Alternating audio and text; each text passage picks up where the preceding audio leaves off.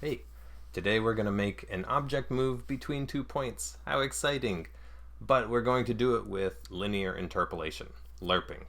So I am in Unity right now, and I want to just make an object that's going to be moving. I'll create a sphere, moving thing,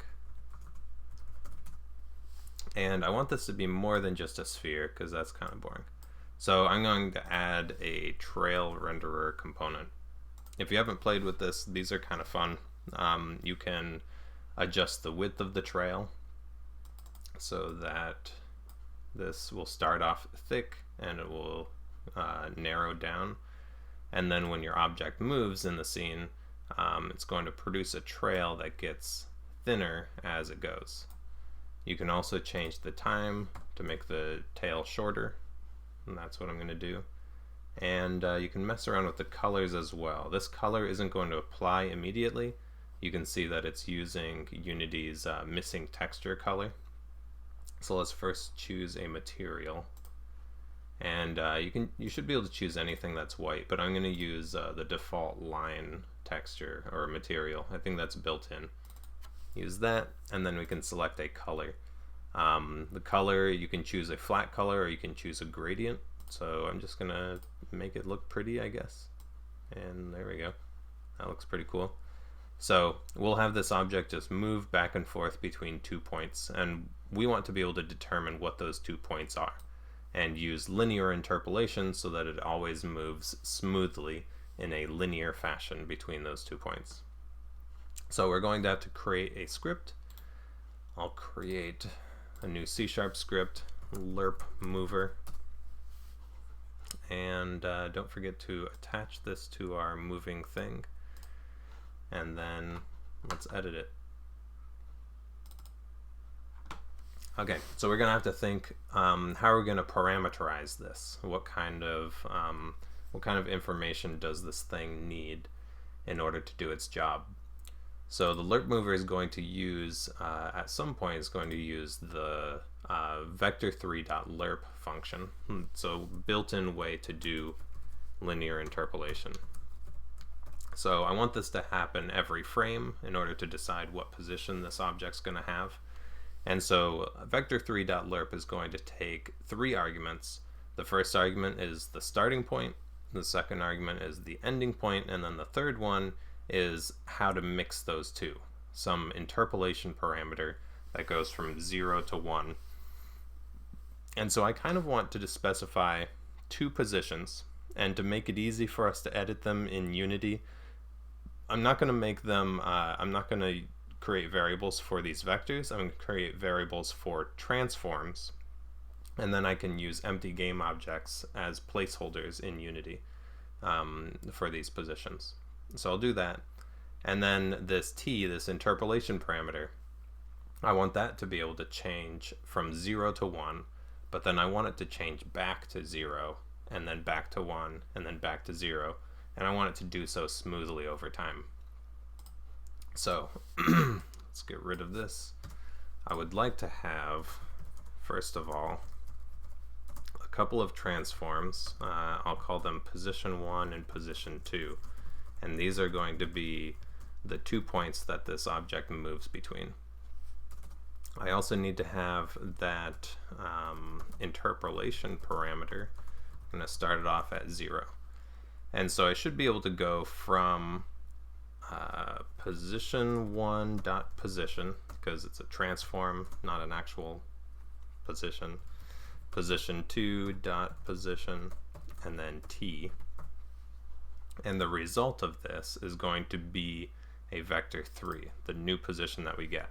And that's going to be what transform.position, this object's position, gets set to that.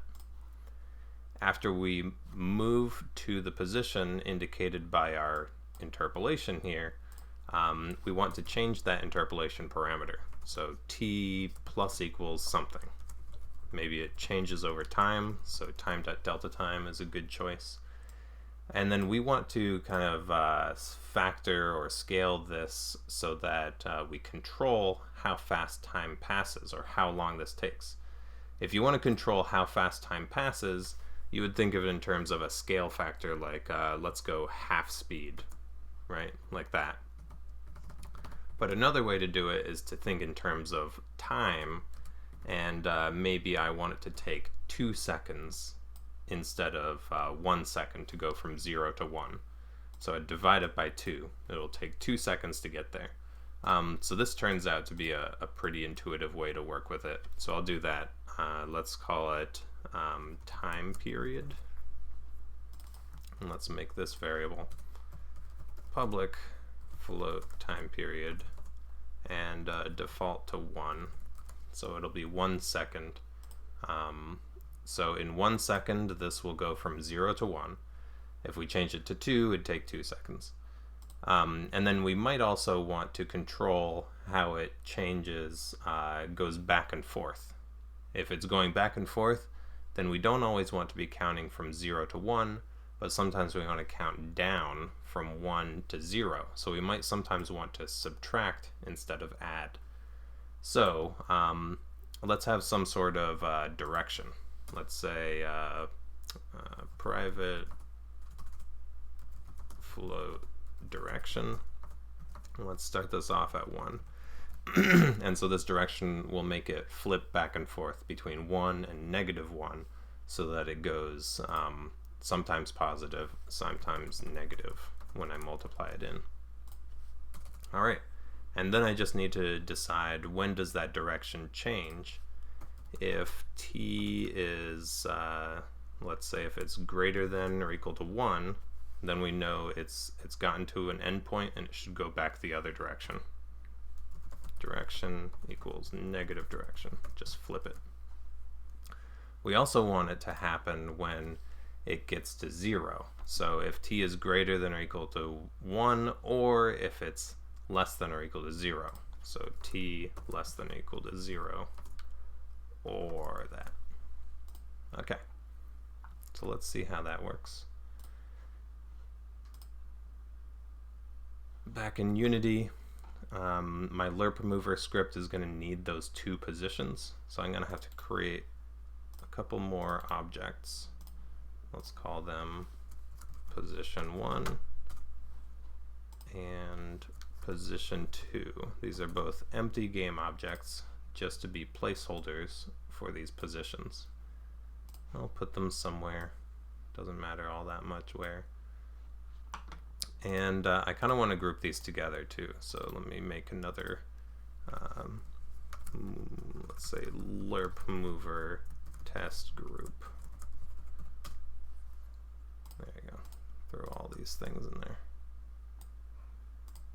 Alright, so now moving thing just needs a reference to those positions. Alright, there we go. And let's hope it works, I guess. There we go. Looks pretty good. All right.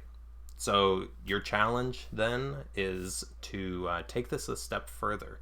Instead of using just 2 positions, transforms in our script, try using a list of transforms and try to see if you can add any number that you want of different positions and have this thing follow some crazy pattern. All right, good luck.